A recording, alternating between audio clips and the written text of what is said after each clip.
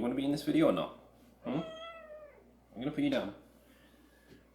So I've been making makgeolli now for about, I want to say like 2 years, maybe 2.5 years. I remember when I first started off making makgeolli, there wasn't really a good video that I liked that sort of showed how to just make the most simple makgeolli as easy as possible. So I'm going to be making that video right now. I've got 3 things in front of me, and it's just these 3 things that you need to make makgeolli. It's rice, nuruk, and water. And we'll go over what nuruk is, because nuruk is a bit more of like a special ingredient that you might have to buy this online. I know even here in South Korea, I have to buy this online as well, but I have seen it in shops in England, and I know you can buy it online in America as well.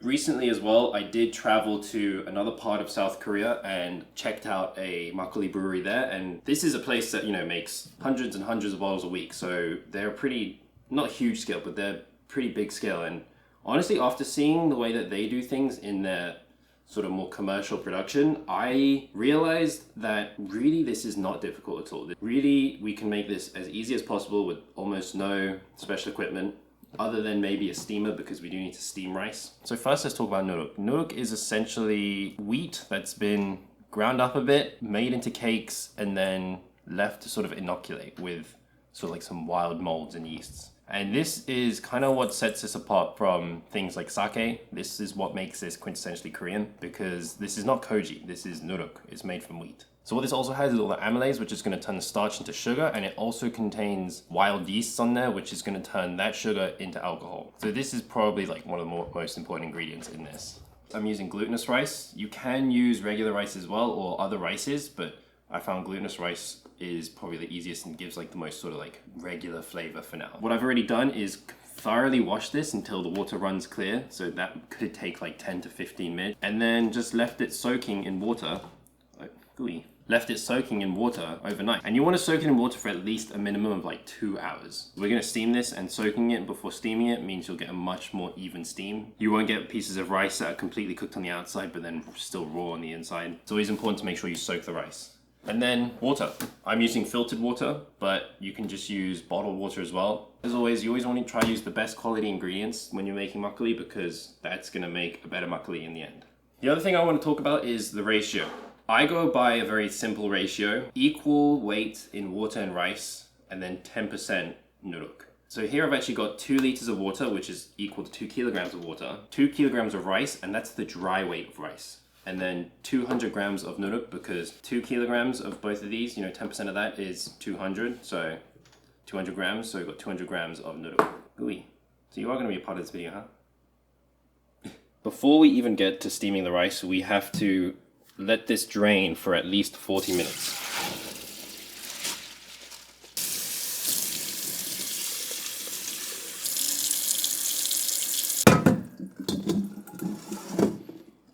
Gui, are you gonna help out with this video? You gonna help out? Gui. 40 minutes is a good amount of time for us to set up our steamer, because we're going to steam the rice. We are not going to cook the rice traditionally, because that will introduce too much extra moisture. With steaming at least, it's going to cook the rice like almost perfectly al dente, which is going to work out perfect for the amount of water that we're going to add later. By making the rice al dente and not completely sort of cooked through, it's going to encourage it to soak up more water in the fermentation process, and that water that's going to soak up later in the fermentation process, it's going to help break it down even better. It's going to get hot up here, gooey, so don't know if you really want to stick around.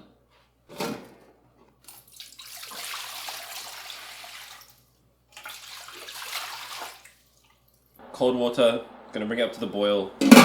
That might take like 15 minutes maybe. This is a silicone rice steaming mat, which, you buy these in Korea. They're really cheap here, really common. It's just so that the rice grains don't fall through the larger holes in here. And it also makes the rice not really stick. So we'll put that in. Put our rice in.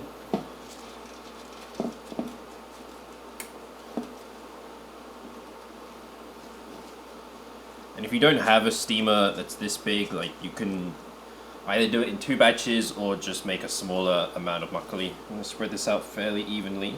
And then I'm going to make a sort of well in the middle, just so that steam can make its way through the middle and spread out through the top. Here.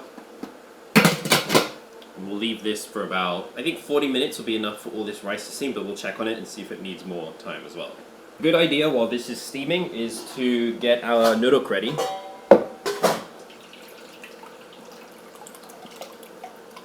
We'll add our nuruk to the water. You can use a spoon or anything. I like to use a whisk just because it's easier. We're going to start soaking this in the water to like really make sure it gets all the good stuff in the water as well. We'll leave this for 40 minutes, and every so often I'll just come back and give it another little stir.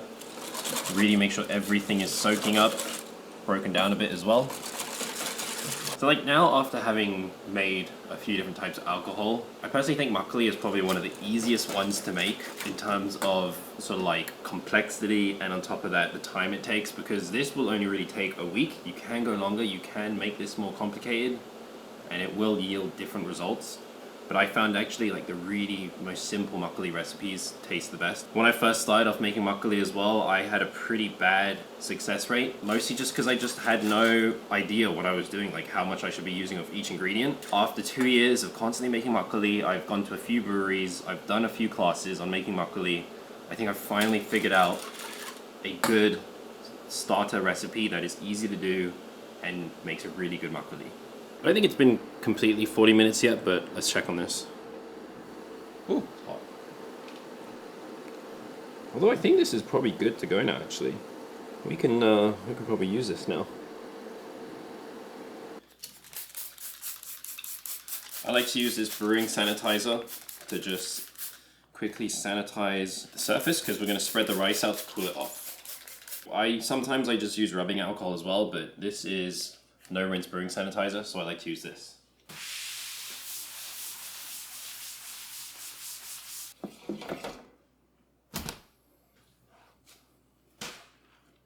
And we want this to cool down to just under body temperature. We want to really like spread this out, break it up a bit, let it cool off. And if you want to see what kind of result we're looking for with the rice, this is what it should look like. You can see it's still got like a nice shine to it. It's still quite firm, not as sticky as if you cooked it in a rice cooker. That's what we're looking for. And eventually, this should be cool enough that I can just handle it with my hands too.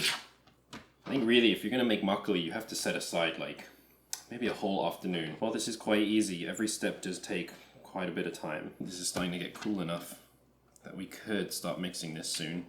You know what, while you're doing this, just throw in some music or a podcast, or put TikTok on autoplay, and time will fly. That's what I usually do when I'm not recording. This is well and truly like cool enough now to work with.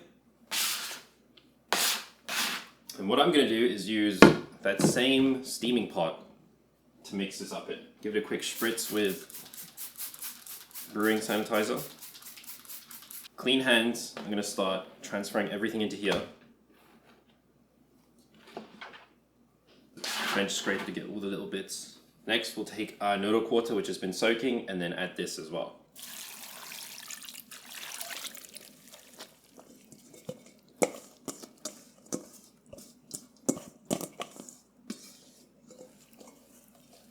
I'm just going to start massaging everything together. We want to really break up all these pieces of rice so that they're all individual, no clumps at all. It seems kind of like watery and slushy at the moment, but as we keep massaging, this rice is going to soak up a bit more of this water, and this should become a bit more sludgy as opposed to watery. And this action that I'm doing here, where I'm pushing, sort of like grabbing and pushing and compressing all the rice, because the rice will act like a sponge. So when you compress and let go, it should absorb more of this water. And this water needs to get inside the rice because it's got all the enzymes that's going to break down the starch and turn it into sugar. Because without any sugar, we won't have any alcohol. So we'll probably do this for another like 15-20 minutes. So go ahead, play some music, listen to a podcast, put TikTok on autoplay, which I think I might do that actually. Okay, so after a while, this is what we're left with. I think this is good enough now to put this into our fermentation vessel, so let's get down to that next step.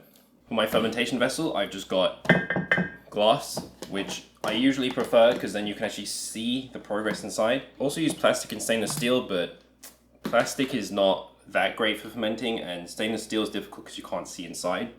I'm also going to give this a spritz with brewing sanitizer.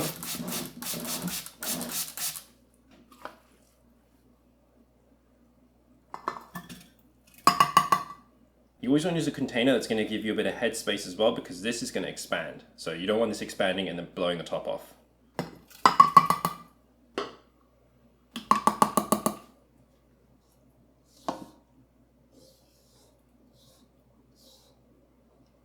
Flatten this out.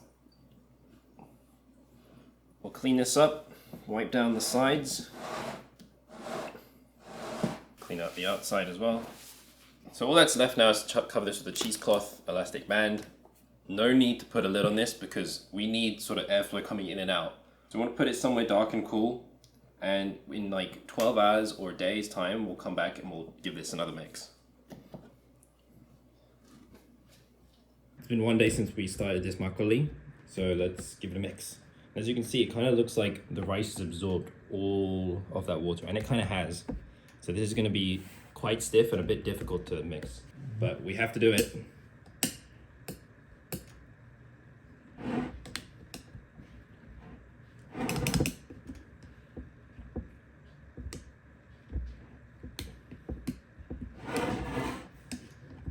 I don't think I can get all the way to the bottom just yet, but I'm going to try and mix it as best as I can. I'll cover this back up and then leave this another day. We'll do this again tomorrow.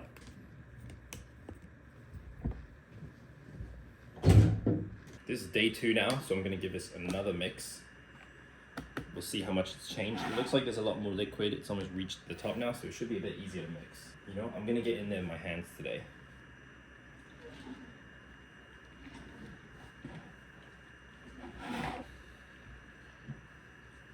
So this is starting to smell really sweet now, which is good, I guess, because sweet means sugar and sugar means alcohol. But this is pretty cold and the enzymes don't really work very well in the cold. So I'm going to actually move this inside the kitchen where it's a lot warmer, and hopefully we'll get a bit more luck with it.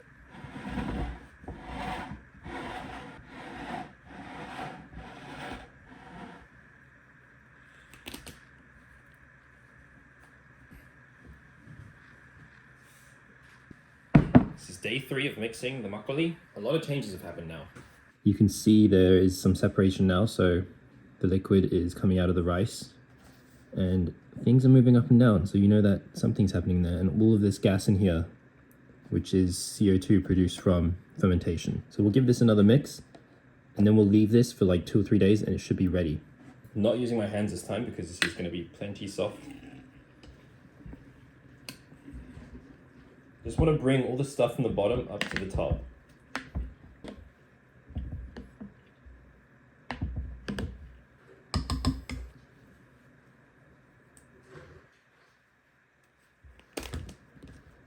And back it goes. So the time has come to finally filter our makgeolli and taste it. It has been about a week, so in my experience 7 days is a good amount of time to let this run for, so let's get it out and let's filter it.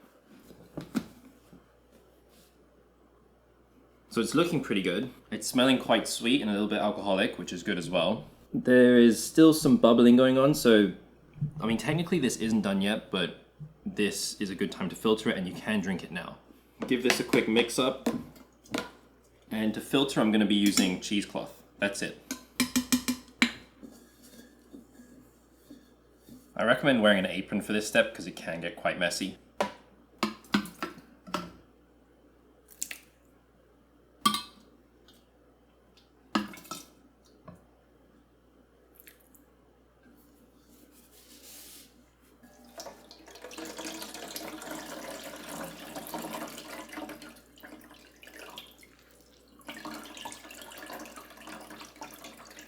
Instead of just straight squeezing this, you want to actually massage this because that'll help actually release all the liquid. And all the solids, you can dump them, you can compost them. There are other uses for them, but I usually just compost them because I go through so much of this stuff. And I'm just going to work my way all the way through this.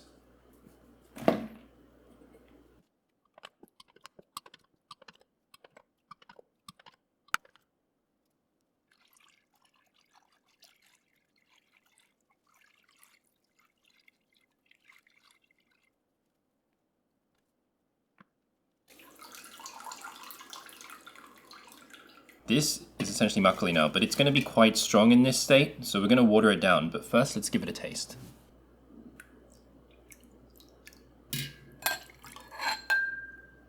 You can see how thick that comes out. First, let's give it a sniff. It smells quite sweet, very fruity, almost like a grape skin smell. Melon as well, like green melon.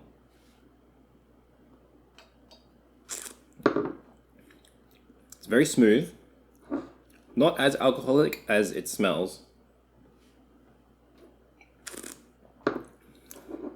But it's still very sweet with like a very light tartness to it.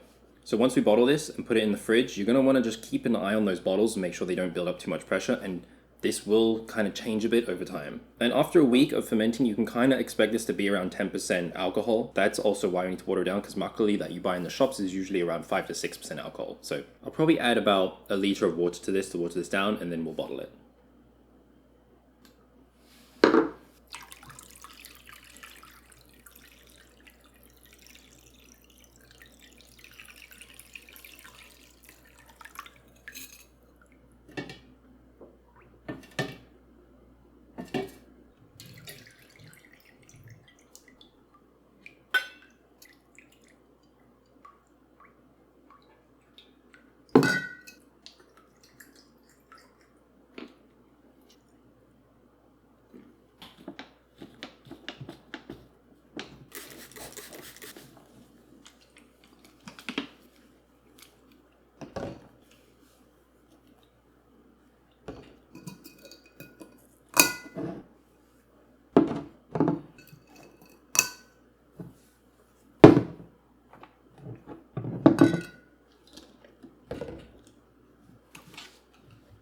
I'm going to put these in the fridge, let these cool off completely, and probably give them maybe 2 to 3 days before I actually drink them and give them to friends. In those 2 or 3 days, I am going to be cracking them open a little bit just to release any gas that might be in there. But yeah, you've got makgeolli now. So while they're sitting in the fridge, over time these are going to settle down, so the top might look a little clear and then there'll be a lot of sediment at the bottom. Just before you open up and pour yourself a glass, just make sure you shake it up real good. Or you can pour off some of the clear liquid on top and try some of that too. But recommended that you mix it up first, get it all nice and cloudy again before you enjoy it. Alright everyone, that's it for this video. Make sure you enjoy your makgeolli, leave a comment, like this video, and let me know if you want to see more of like these little how to do things videos.